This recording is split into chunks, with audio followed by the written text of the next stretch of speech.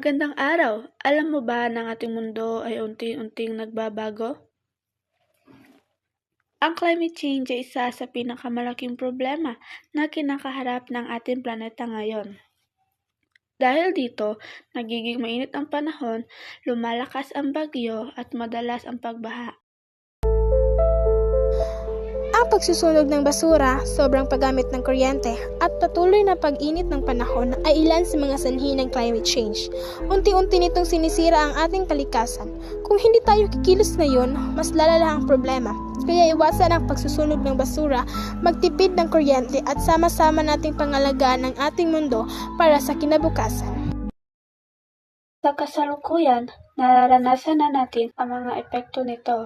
Matinding init, malakas na bagyo, at mga pagbaha na nagdudulot ng pinsala sa maraming komunidad. Pero hindi pa huli ang lahat. May magagawa tayo upang makatulong sa ating mundo. Maaari tayong magtanim ng mga puno, maglinis ng kapaligiran, magtapon ng basura sa tamang lugar, at bawasan ang paggamit ng plastic.